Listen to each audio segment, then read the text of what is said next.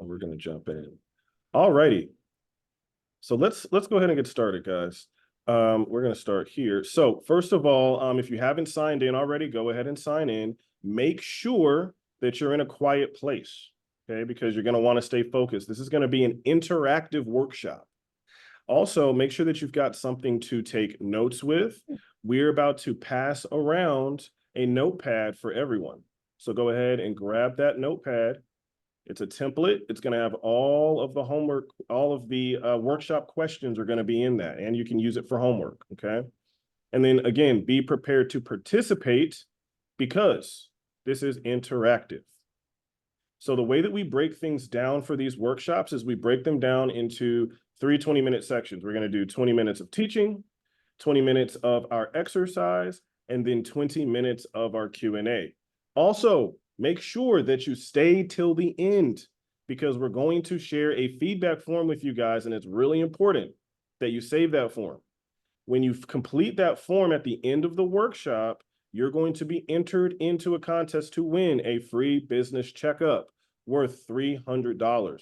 So definitely fill out that form at the end of the workshop, and there's going to be a secret word. So you've got to stay till the end because we need to know that you were at the workshop in order to win the free business checkup, okay?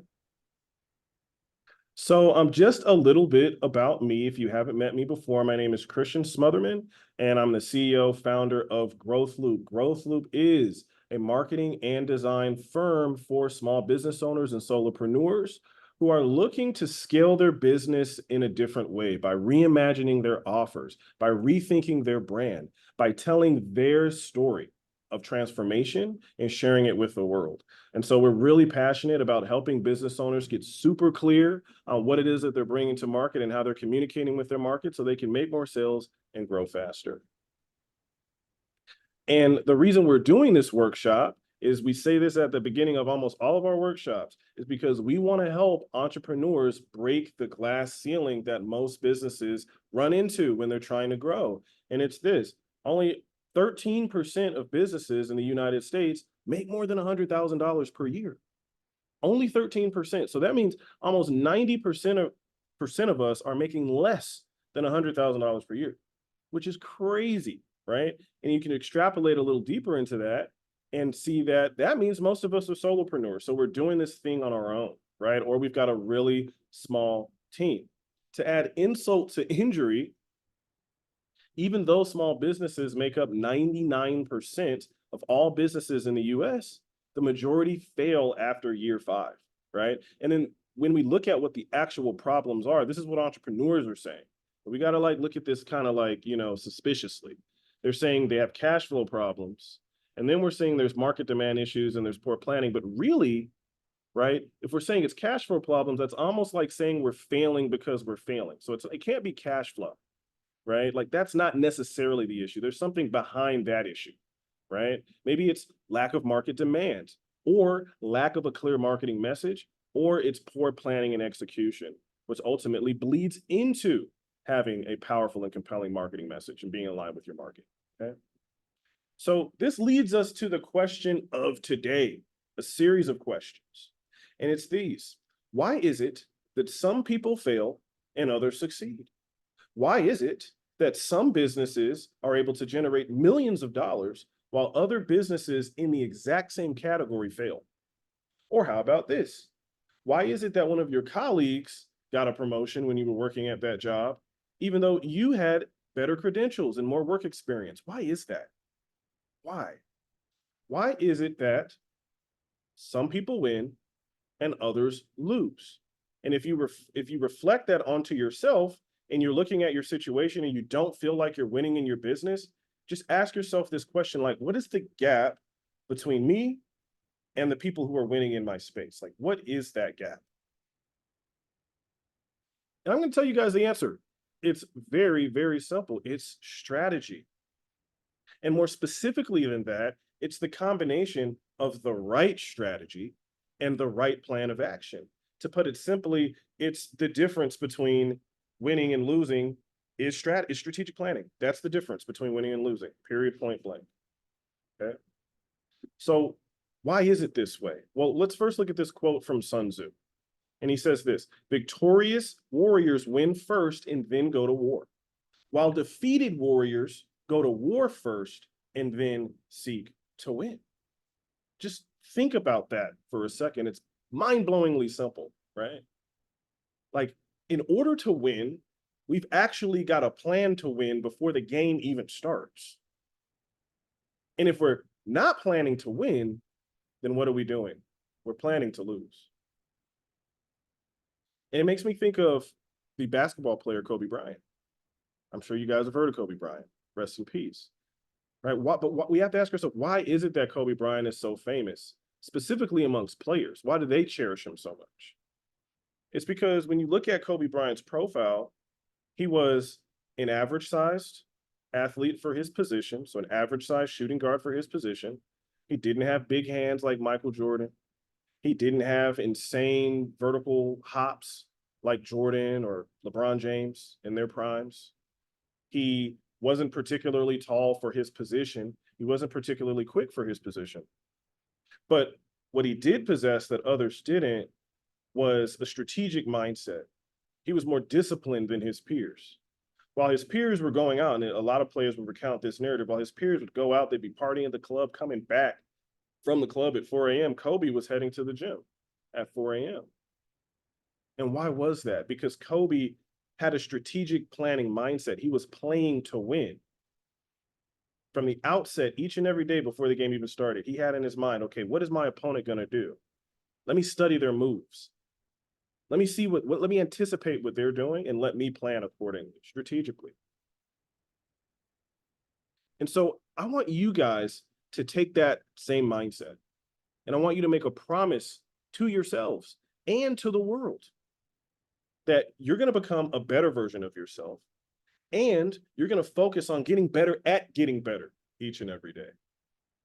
And in 2024, you're going to promise to yourself and to the world that you're going to bring something innovative to the marketplace, that you're going to commit yourself to taking your business to the next level, and you're going to plan for it.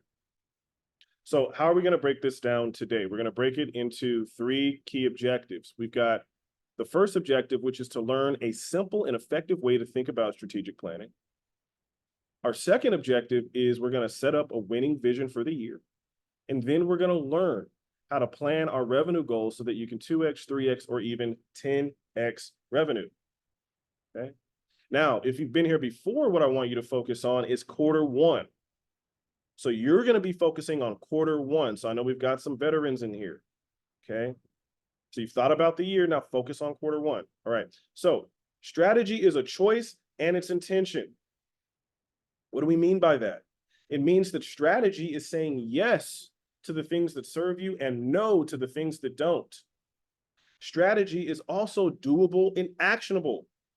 It means we say yes to things that we can actually do within our capacities. And when we're setting goals and setting our vision, they're things that can actually get done. We're not trying to fly to the moon. And lastly, strategy, again, is playing to win. So that means if we want to win in 2024, we need to choose with intention to say yes to the doable, actionable things that serve us and no to the things that don't, on the playing field of our choice. And let me say that last part one more time, on the playing field of our choice. You get to choose as the CEO what direction you go. Okay. So let's look at our framework to guide our thinking today. And it goes like this. First, we've got our vision at the top. Then we have our purpose. And if you've been to our purpose workshop, we've got a very scientific kind of process of thinking about purpose. Then we're setting our targets, and then it's tactics and systems. Okay. Those are the things that we need to be thinking about when we're setting the strategic plan for the year. Now, before we get started with strategy, we want to get clear on where we are right now. What playing field are we playing on, and how are we positioned on it? So we've got to ask ourselves questions about our variables. So who are we serving in 2024? And if you've been thinking about this, I want you to think about it even like one grain size smaller? Like, can you niche one more layer? So for instance, if you're serving mission-driven organizations, maybe you could focus on mission-driven organizations that are building community partnerships. And you're coming in and you're helping to facilitate that, or helping to tell the story of impact around that. Like, how can you go a grain size deeper when it comes to who you're serving? Just get clear on that. What problem are you solving? So what problem have you been solving? Okay. So for this first question, who are you serving? I want to sort of see who you guys are serving in the chat. I want to see you guys share that in the chat. Who are you serving before we move on?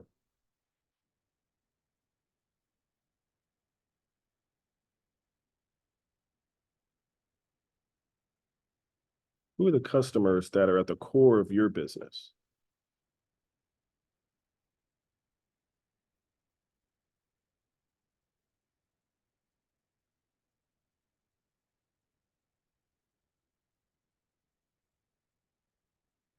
See, I see Growth Loop said expert-led small businesses. That's who we serve. Who do you guys serve?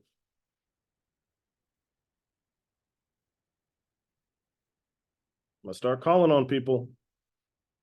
I want to see everyone's answer in the chat. There we go, small business owners. Nonprofit organizations that are constantly seeking grants because they lack a dedicated base of donors and a reserve account. Students with learning disabilities, men and women who have subconscious fears rooted from their childhood. I like that. I like that a lot, Cami. Now remember, keep that in mind. Like, how can you take that a grain size smaller?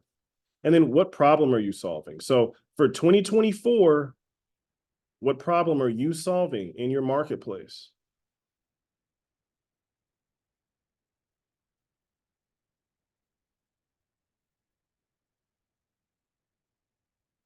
People that like custom items, businesses that want their brand on items. Okay, that's who you're serving. So what's the problem, guys, that you guys are solving?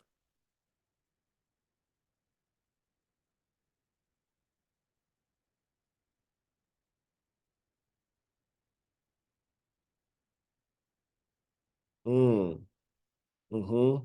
Telling the wrong story to the right audience. There we go. I like that. And there's something there too. So Sarah, I'm interested, are you a verbal identity expert or a visual identity expert? I'm more verbal. Ooh, However, my team is very visual.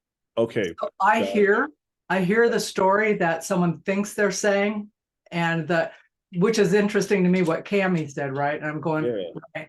I hear the under story. Like I want to take the victim story out and get the righteous story in. So people go, I'm going with that organization. I love that. I love that. That is powerful. So there's something even deeper than it's visibility and resonance. Oh, resonance. Yeah. Note taking. One moment.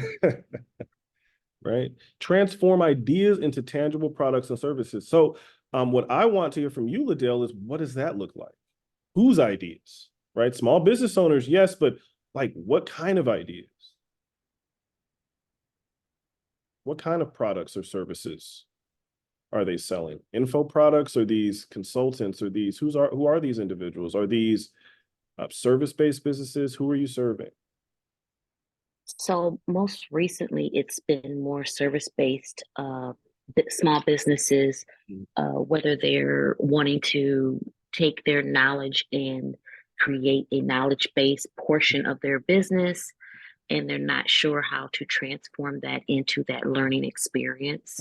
Or it's taking the idea of, for instance, a planner, how to help their clients organize and process through their service.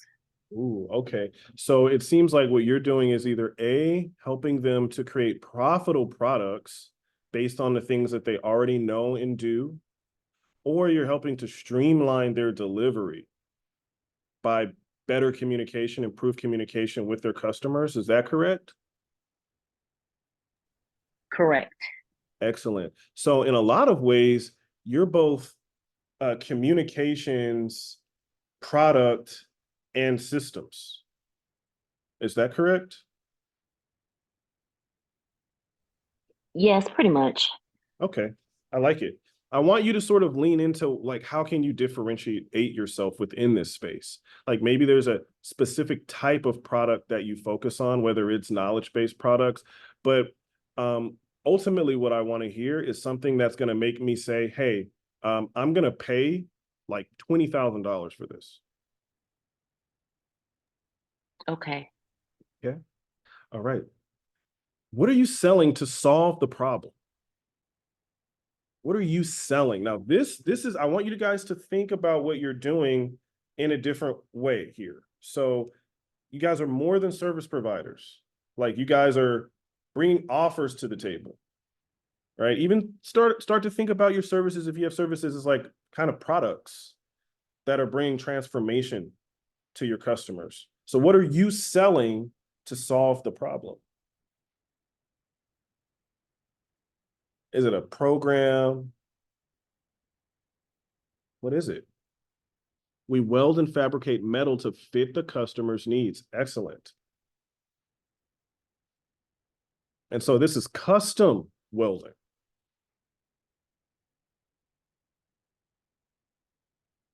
And Drew, who is your ideal customer again? Roll cages. Oh, race cars. Ooh, I like it. A program for improved academic, social, emotional success. Are you serving students? Group coaching, one-on-one coaching, and self-paced online course. Excellent. What kinds of students, Michael?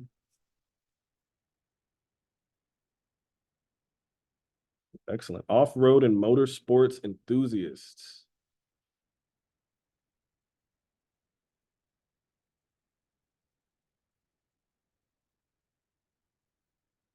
Love it. Students with processing or learning disorders. Excellent. So really, you're targeting their parents because they're going to pay for this. Who are you competing against? So who are your competitors? Who are your competitors?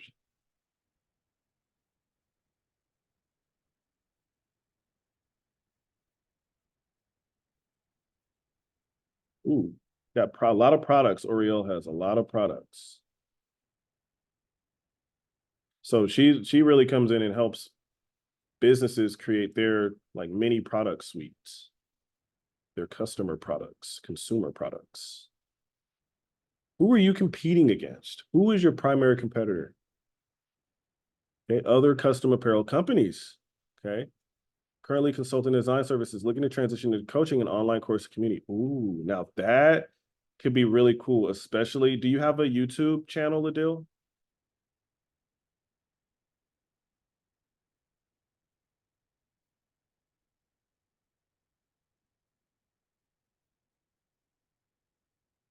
Excellent. Yeah, I think you do very well. If you want to build a community, you do very well on YouTube, specifically talking about this. And you can position yourself as like a how would we say it? Yeah, like a products expert. And then identify who is it on YouTube. Do some research on what types of videos are entrepreneurs watching on YouTube? Like what types of service businesses need products or need to productize their services, right? Ooh, online DIY courses. Excellent. What about you, Sarah? Do you have a YouTube presence? I do. I have a YouTube. We just had to update it because it wasn't showing front, but it has all of our podcasts on it. Yeah.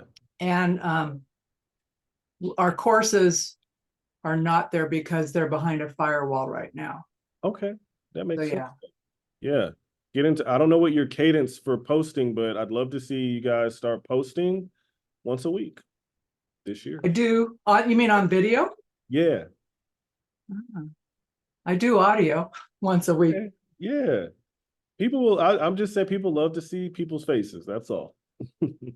But Christian, are you talking about something that's scripted or just something like like coming on and talking like this? Because I've seen people recommend both, but I'm curious. Yeah, so I'll make a workshop on this, but there are 4 types of creators. There's educators, commentators, heroes and heroines, and entertainers. So a commentator could be commenting on other people's content, or it could be a podcast, right? It can even be like a workshop, or educator can be a workshop. It could be scripted. So it really depends on the type of content that you would like to develop. So for me, these workshops are really great pieces of content. I can turn them into shorts. I can turn them into long form videos. So you just want to think of ways to maybe even leverage content that you're already producing to create a story presence online. And then we've got Adobe Express Ambassador. I love that. I started a podcast, recorded 2 professional tutorials with yeah. If you're an ambassador, definitely it's time to leverage that. You can start bringing people on your podcast. You could reach out to Adobe to see if there's ways to partner with them, but definitely leveraging that, you could become a huge creator on LinkedIn and YouTube. Put that in your headline if you haven't already done it. And then the next question, y'all, is how well did you compete last year? So thinking about last year, what was your revenue? That's how we want to think about competition. That's the best metric right now for where we're at as small businesses. So how did you compete last year? You don't have to put that number in the chat, but I just want you guys to sort of think about that. How did you compete last year? What was your revenue?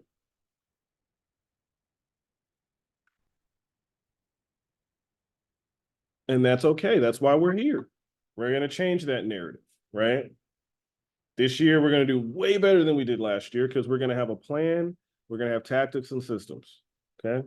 So what's the big opportunity for you in 2024? And for you, Sarah, what I want you to think about is like, with that big opportunity, like how can I turn that into something that's going to generate way more revenue for my company? Maybe what's an opportunity to connect with lots of people, like an event. Do you do events like that, Sarah? Well, I do. It's funny you say that because what I really wanted to do was like a summit of experts around a topic and bring them in. Because what I like to do is hear people talk, like bring up different things. So, and I wrote it down as last week. I went, okay, I'd like to do one of these this year, but I'm thinking, but it was way down on my list. But it's funny you say that because I have a business coach who said you really need to be speaking more. And I'm thinking, okay. I think you could do something like an out of the box series or think outside of the box with Sarah Box, right? Oh, cool. Turn it into a series. You could do a think outside of the box brandathon, right? Or hackathon and invite people to it in June. But something like that needs to happen this year for you. Okay. Drew, designing, building, and presenting trophies at national rally racing events. That's dope. So what I want you to think about, Drew, is like when you're going to make that happen and how. By what date is that going to happen? When's the prototype coming out? I'm sure you know that whole process. You're the genius over there that does that. But when's that rollout going to happen? Okay, attend a few creative and education conferences. So Liddell, I want you to think about how this is bigger than just attending. You're actually doing research, market research. You're seeing how other events are being put on because you're going to do something like this too, similar to what Sarah's going to do, but you can start at a smaller scale. This is how you're going to get to community. If you want to get to coaching and community, you're going to want to start creating these little mini communities where you're teaching, right? You're an Adobe Express ambassador. You deserve to be in front of the camera teaching people. So as you're going to these events, start thinking about how this can be research for the future and how you might be able to find like-minded people to both be speakers in your ecosystem and actively participating community members, okay?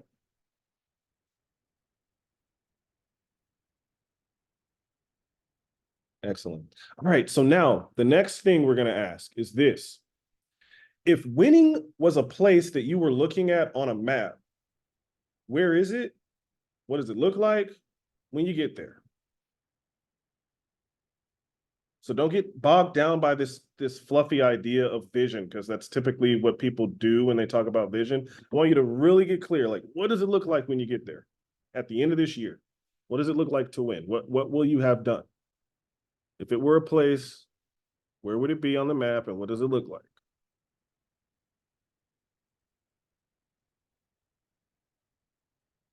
Just want to hear your initial thoughts. Like, what does it look like for you to win? I'd say for Growth Loop, I would love for us to work to have reached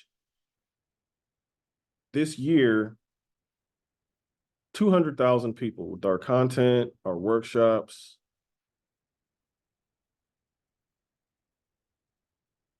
Ooh, have a new shop built. Excellent. Is it going to be brick and mortar, Drew?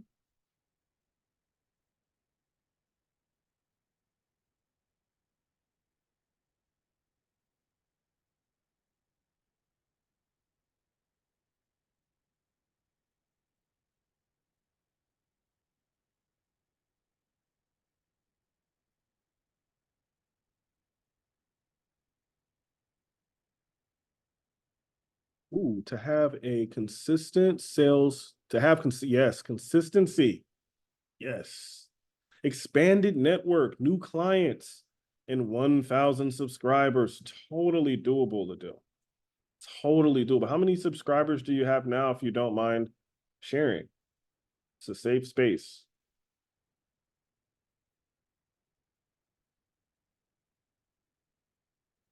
But you're going to set some quarterly goals around that.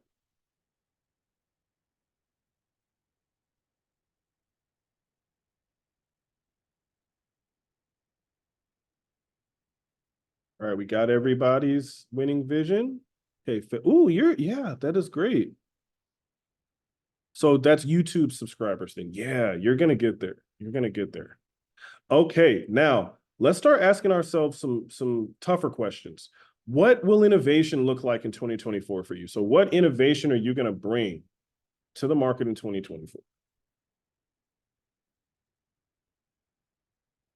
So thinking about your current offer, what's the next level of that? Like, we have to get better this year than we were last year.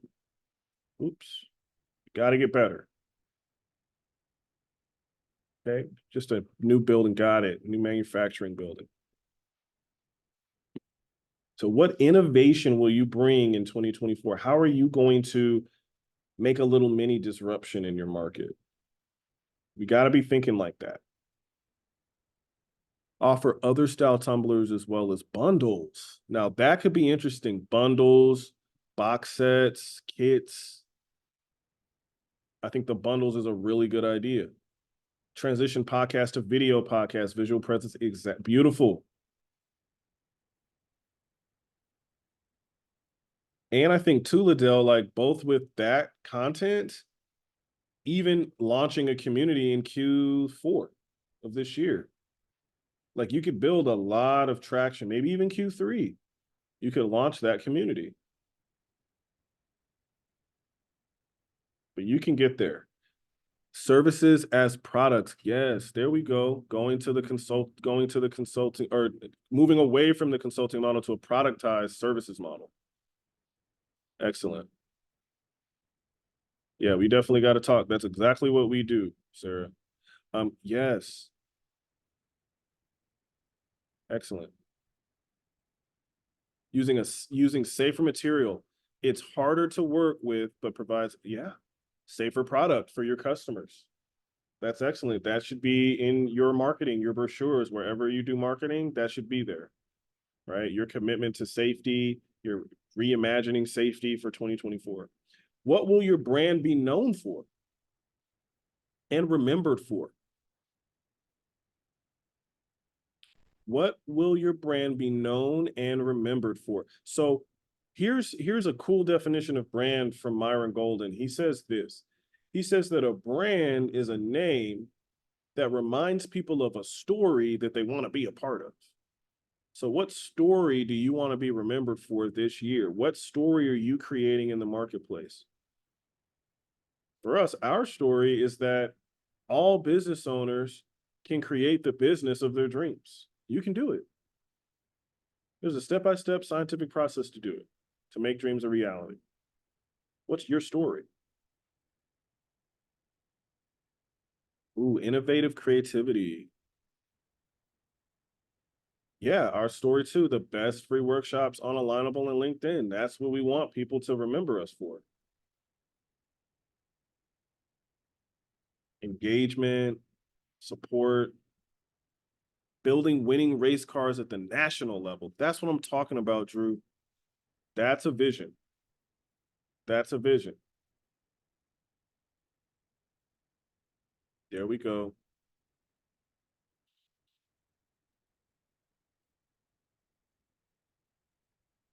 What else do folks want to be remembered for? Great customer service and customization. I love it.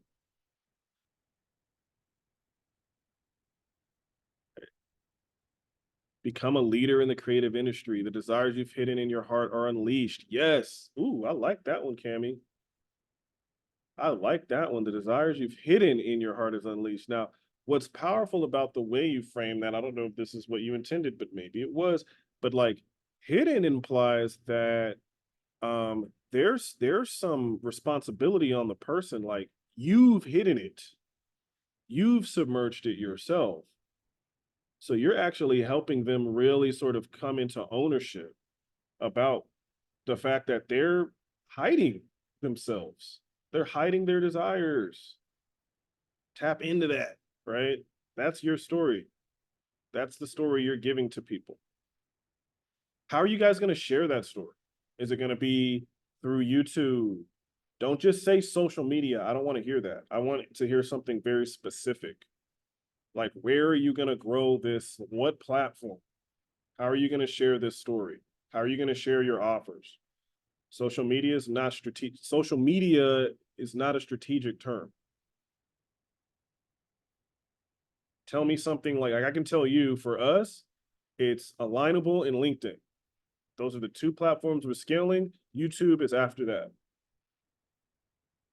But we're scaling on Alignable because this is the best place to connect with small business owners who are really looking to grow, who want to work with an honest company. LinkedIn, same thing, right? Scalable platform. So where are you going to be at? YouTube, LinkedIn, Facebook, Alignable. Now what I want you to do, Ladell, is think about why each of these platforms. You need to have a byline of what each one is for.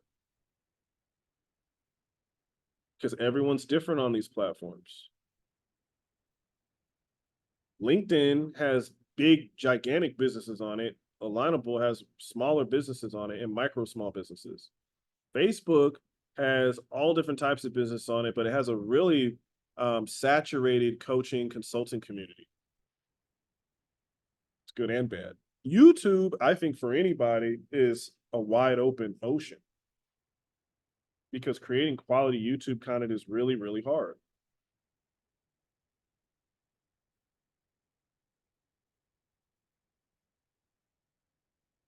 Okay, Instagram, some Facebook and TikTok, but you want to scale on Alignable, and Pinterest. Yeah, there's huge opportunity on Pinterest. Okay, so each of you need to think about what each platform is for. YouTube is long form, long-term content. It's the best long-term investment. Then you've got Alignable, okay? But then you got to think about, where's that podcast going? YouTube could also be where you put your podcast if you make it visual. And audio podcasts do okay on YouTube too. Now, for your strategic vision for this year, how much revenue will you generate this year? Let's get locked in. How much revenue are you going to generate this year? So we already laid out what we generated last year. What are we going to generate this year? So just put that number to the side. There we go, Liddell. There we go. That's what I like. There we go. That's strategic. And then what you're going to want to do, Liddell, to take it an even step further, because this is the next step, is you're going to want to think about what the schedule for each of these pieces of content are going to be. But before you even do that, you need to think about what the pillar content is, right? Because you don't want to be creating a whole bunch of different things for each of these platforms. You want to have what we'll teach this one day, because I'm sure this will be interesting to you guys, but it's a hub and spoke model. You want a core piece of content that you break into smaller pieces. 350 to 500 is the target. I definitely think it's doable, Sarah. Just talking to you, I think it's doable. See it. I hope so. I believe it. Yeah. It's a little audacious for me, but I'm going. It's good. That's what, 125 a quarter. Totally doable.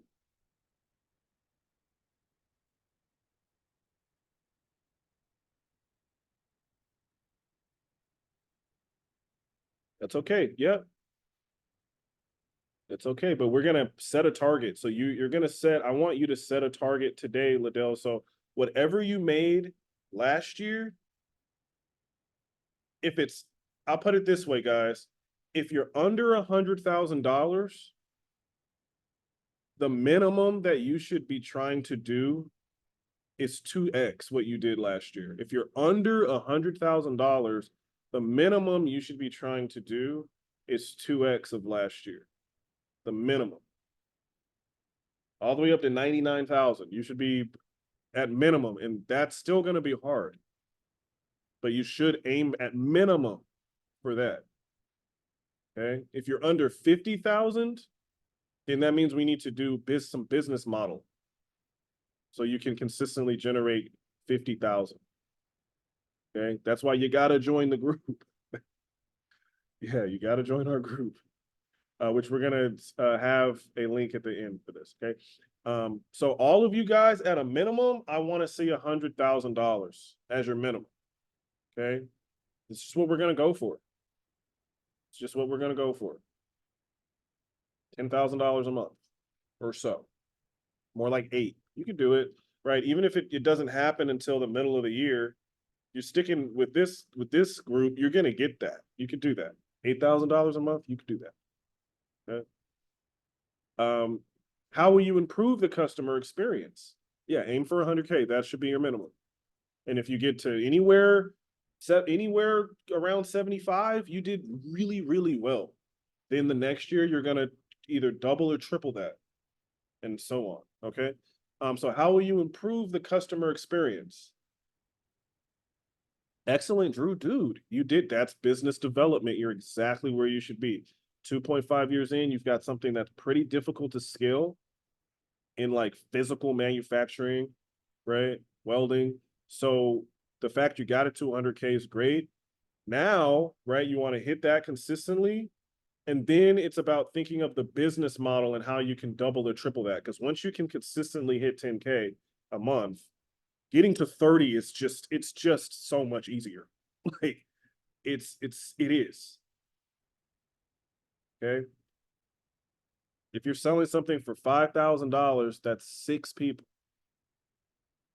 Simplify their decision-making and project implementation. Take the stress off their end by relying on our expertise. Excellent. Like you're here to make their experience and them getting to their destination simpler and easier.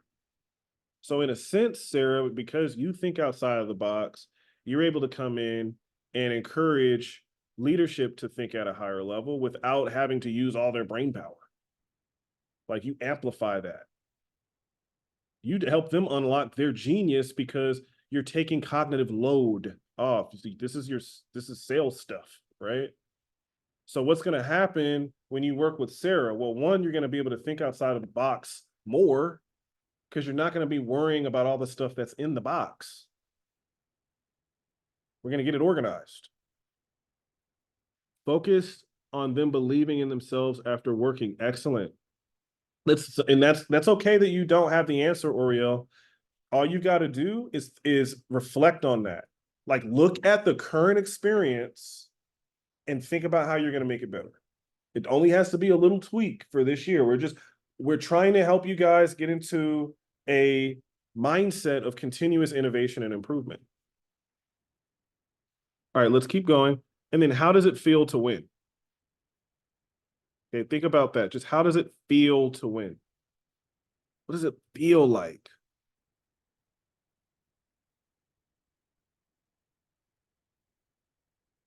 What does it feel like?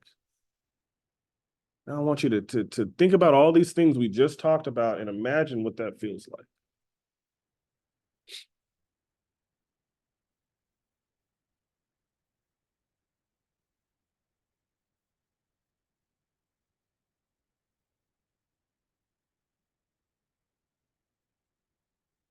Ease and joy from the doing and succeeding alongside our clients. Yes.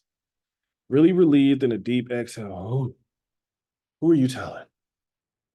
You got the money rolling in, you can pay everybody, right? And that's exactly how we want to feel, right?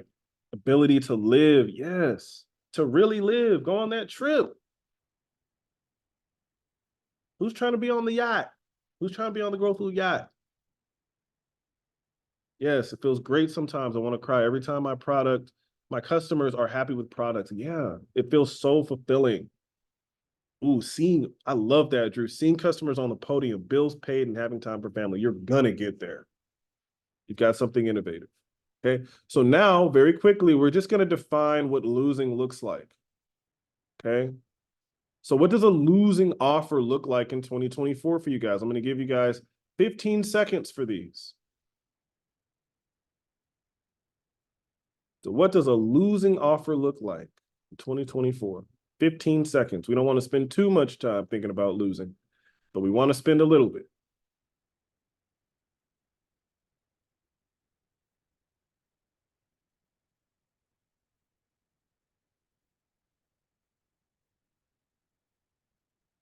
And check out the chat, y'all.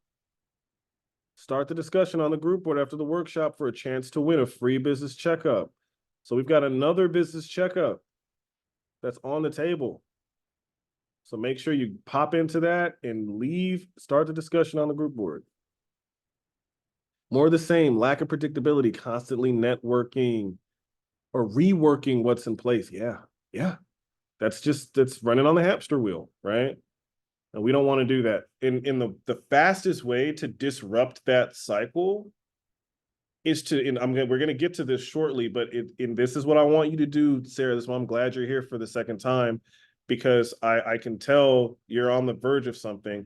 Think 10x, Sarah. That is how you get to think 10x and you'll at least 3x. Do you see what I'm saying? Play to win at 10x what you're doing. You're not going to get 3x what you're doing, right? You feel me? What do you not want to be known for? What do you not want to be known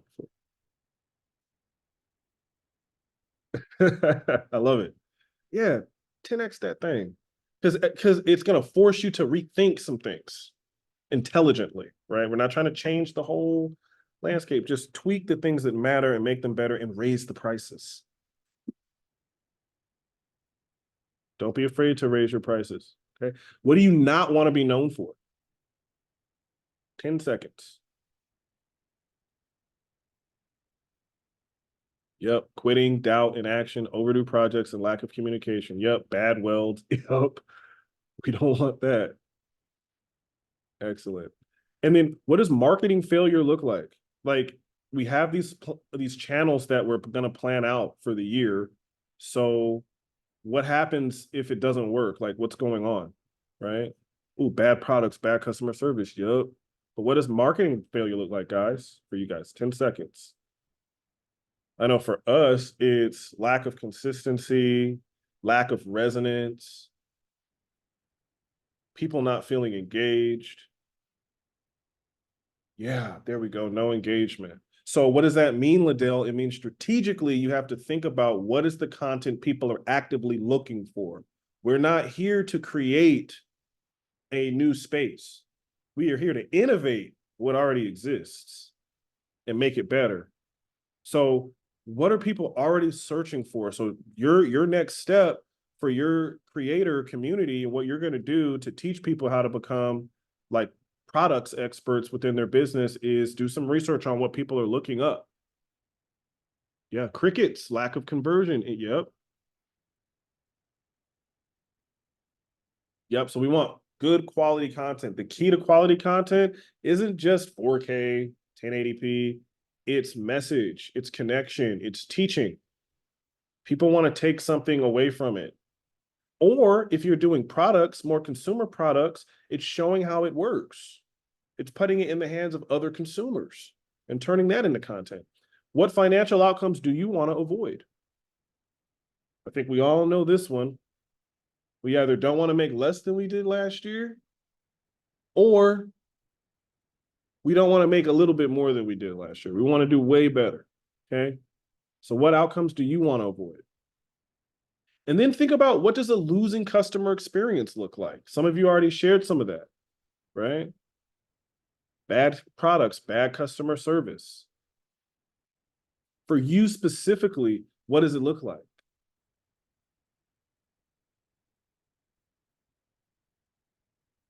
Yeah, Sarah, yep. Those are your people. You are always going to be the closest proximity to your ideal customer. You. Okay? Always know that. You're really creating for where human beings are so much more similar than they like to think. Oh, I'm so unique, we like to say. All doing the same things every day from an anthropological perspective, right? So you're your ideal customer. What does a losing customer experience look like? And then lastly, how does it feel to lose? How does it feel to lose? Okay, so I want you guys to just hold that image. Now, that's your vision. There's two sides to vision. There's a reason we did. What does it look like to win and make sure we're clear on those variables? And what does it look like to lose? So our vision is framed, right? So now we can focus on the things that we need to focus on to actually get to our destination, okay? So the next thing I want you guys to do is define your purpose statement for 2024. I totally agree, Drew. Losing is a lesson. So define your purpose statement for 2024. Now, there's an example of the template that you should use in your document. If you've been to our purpose workshop, you'll have already done this. And we're actually doing that one next week. So if you haven't been to that one, you need to come to that one because it's going to be crazy. It's a banger. You got to join the group. Okay. So define that purpose statement. Here's an example of that. I'm going to show you. So just so you guys, we just did vision. Now we're doing purpose, anchoring our vision in our purpose. Here's our purpose statement. We have two of them for you guys. In 2024, Growth Loop will transform the way small businesses think about growth by offering the best business education and marketing programs on the market to purpose-driven entrepreneurs. And then our second statement, here's another version of it. Growth Loop plans on disrupting the small business growth market with our suite of innovative and transformative products for entrepreneurs to make building scalable, sustainable, profitable businesses easy and fun, right? That's our purpose statement. So you guys are going to want to put down your purpose statement. Okay.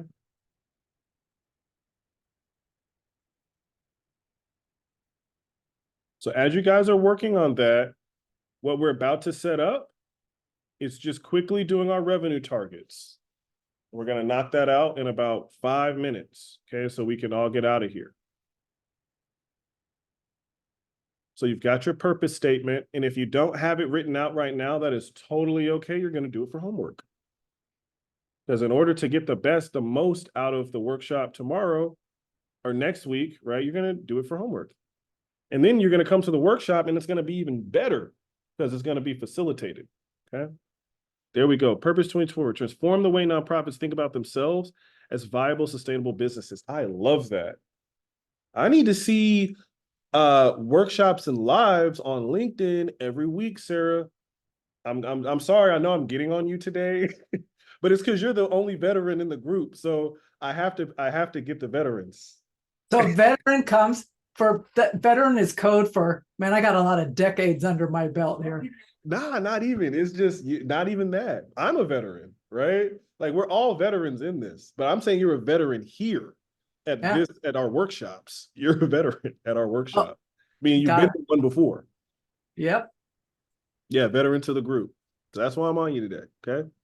So you guys work on your purpose statements now very quickly because I want to make sure you guys get this. We want to define our targets for 2024. So what we said, what did we say last week when we did this workshop? Fudge your goals. We don't care about goals. Goals are amorphous. Like you can set them, but they're ideal. We're setting targets. Okay. We want to get super clear on what we're going to do.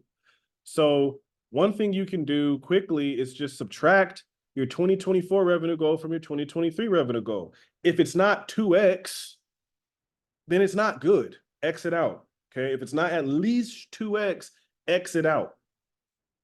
But let me put a question to you guys. Put a 1 in the chat if you want to 2x your business. Put a 2 in the chat if you'd prefer to 10x it. Yeah. I know I'd rather 10x. And here's why we want to think like that, actually. Like, there's a reason why I'm harping on this. It's not for fun. You know, some people are like, oh, 10x. I'm not saying that for that purpose. I'm saying it because, like, literally from a, like, strategic perspective, if you're going to 2x what you did last year, what's likely going to happen logically is you're just going to do what you did last year, like, twice as hard. So you're likely just going to do twice as much work to get 2 times the output. It's just how numbers work, right? Now, if we're talking about 10 times the output, you can't work 10 times harder than you're working right now. I don't care if you're working 10 hours a week, you're not about to start working 100 hours a week. That is not sustainable, right? Maybe if you're working 5 hours a week, but you're probably not making any money. So what we really want to be thinking about is how can we reimagine what we're doing to raise the price and find better aligned clients. That's going to get you faster, get you to your goals faster. Okay. So reconsider your revenue goals. Okay. And so very quickly, if you're going for $200,000 for the year, let's set our quarterly target. So that's 50K. For Sarah, she wants to generate around 500. That's her top line, right? For now. So that would be 125. If she's going to go more than that, you just divide that by 4. It's okay, Liddell. We'll follow up with you. Okay. So set that quarterly target. And then what I want you guys to do is define what your pricing structures are looking like. What services are you selling, right? So offer 1, for instance, for me, I might have a big and a little service. I might have one that's 5K and one that's 2.5K. Then let's say I want to make 7 sales and 6 sales. Now I want to think about, okay, and that's going to get me to my 50K goal, right? 7 sales I offer 1, 6 sales I offer 2. Now I want to think about how much work do I have to do to get there? So I did the math based on my sales conversion rate of 20%. And I have 35 calls. Now, I'm not saying my sales conversion rate 20%, but for the sake of this exercise, 20%. Okay. And then for this one, it's 40%. So it took me 15 calls to get 6 sales. So then I just do the math. So now I know what I need to do in Q1. I need 35 calls for my first offer, my big offer, and I need 15 sales calls to hit my sales targets for offer 2. It's that simple. So I need 50 calls this quarter, which means every month I need about 17 calls. Just base level sales calls. Okay. So if you don't have those numbers and you're not hitting those numbers, we don't have a plan, right? So what is your goal going to be? Your goal is going to then be to figure out how to tactically and systematically achieve these numbers. So what activities do you need to do every day to hit a weekly target, to hit a monthly goal? Now we talk about goal. To hit your quarterly target. Like, what do you have to do? right? To drive those calls, okay? So congratulations, this is the first stage of your strategic plan. There's much more to do, so much more. And we're gonna get to that at some point. But for now, I want you to pat yourself on the back for just doing this base level work. Pat yourself on the back. That's strategy. And so again, there's a couple of things we're gonna touch on in 2024 to help you guys execute this strategy. And it's what we talked about a little bit: content development and distribution, networking and engagement, organic outreach, activation opportunities like workshops, and sales. Okay. So thank you everyone for being here. What I'd love for you guys to do, there's a couple of things. One, we're going to put the feedback survey form back in the chat. Don't forget to fill it out, because that's how you will get opportunity to win a business checkup. Also, if you start the conversation on the group, that gives you some points, okay? So make sure to fill those out.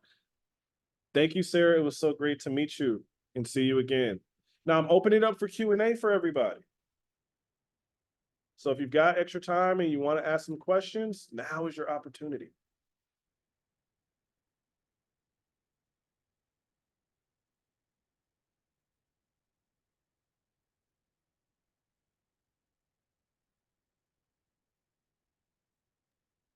Feel free to ask any questions. Yep. You guys just jump in. Are folks still on?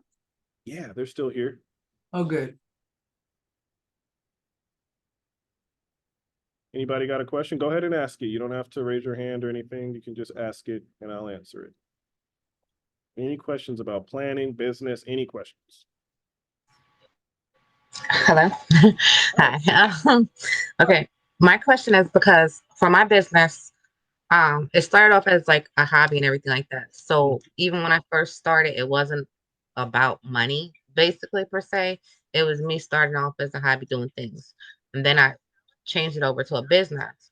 So when you were like, because when you were saying like think about the numbers, I was one of those people that was definitely under 50,000. But so now you're saying like do 50,000. For your breakdown, it seemed easy, but for mine, because I'm not like a service-based business. I am a product-based business. And it's just like, well, how am I going to break that down? Like, yeah, I think what you're going to want to do, because you're just getting started, you're a startup, your first goal is 50,000. And so okay. what I would want you to be thinking about is, how can I generate between $10,000 and $12,000 a quarter? Okay. Now that's going to come from different sources as a custom products manufacturer. So, you know, if you're creating these things at home, you're going to want to go to pop-up opportunities, right? You're going to want to build your online presence. You're going to want to put this in other people's hands and create content about it. You're going to want to even potentially think about building a personal brand where you're showcasing how you create these things, right? That's how you're going to get to 50,000. Then once you hit 50,000, you'll have a better sense of what the viability of it is. Okay. Because like my business has been going now for like 2 years. But like I said before, I wasn't really based on the numbers, I guess, per se. But like I have an online presence. So I do have an online presence, mainly on Instagram. You know, I do TikTok, a little bit of Facebook, but most of my clients were coming from Instagram. But so that's yes, that's what I meant. Well, lean into those platforms this year. And actually I would want you to lean into TikTok a little bit more, because I think there is a growing audience base on that platform. The algorithm is a bit less tricky than the Instagram algorithm. And there's a lot of like user generated content on there, like people using products and sharing that. So there may be something there for you to lean into. But drop a link to your website and I'll take a look at it and I'll follow up with you and give you some feedback. Oh, that's a great question that Brian just asked. Brian is the COO of Growth Loop. So he's the mind behind the Growth Loop there.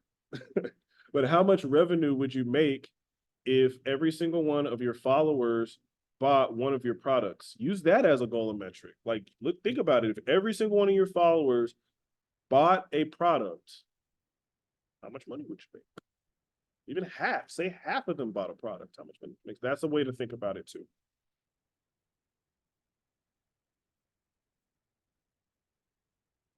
Other questions? Any other questions?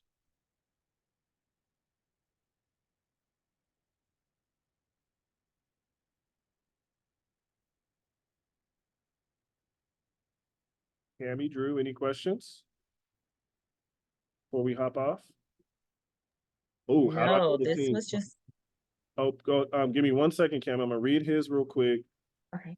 and then do yours. How do I build a team, find mentors, surround myself with like-minded individuals, learn from would help us grow in the right direction?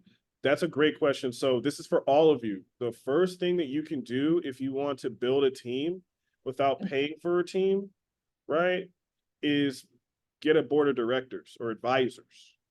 Like people, like it doesn't have to be a lot. It could be 3 people who you trust, who are in business, and they're your advisors. That's one way to do it.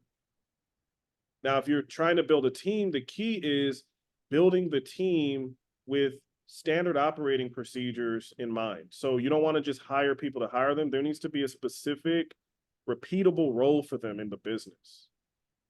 So whoever that is, the first person should be doing something that you're probably doing, or a partner or a co-founder or a colleague, somebody is doing, and you want to take that load off them by having somebody else do it at a lower price point, or at cost point, I should say.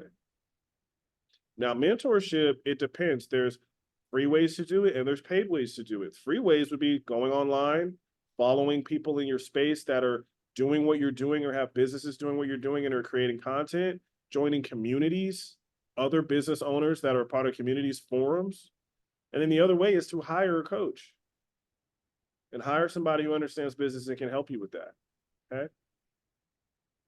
So I would start with advisors. I would start with thinking about what kind of spaces and communities I want to be around. I want to be around other $1 million welders, other $1 million companies that are doing what I'm doing. Let me find those people and be around them.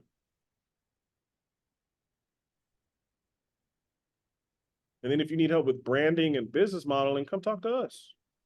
We got you. Brian says, find your capacity first. Only hire when your current team is at capacity. You should know how many people it takes to make 100 roll cages a month, as an example. Exactly. He's 100% correct. Cammy, sorry about that. What's your question? No, you're fine. I was just saying that this was really, really a great workshop. That's all I was gonna say. Thank you so much, Cammy. Well, please come to the next one. It's gonna be crazy. So come to the next one. This one is our most popular one, and it's been a while since we've done it. So you guys gotta come. Okay. All right, y'all. Well, I'm gonna go ahead and let you guys go. Make sure that you fill out that survey form, enter to win that contest, and sign up for the next event. We're looking forward to seeing you guys there. Bye, everybody.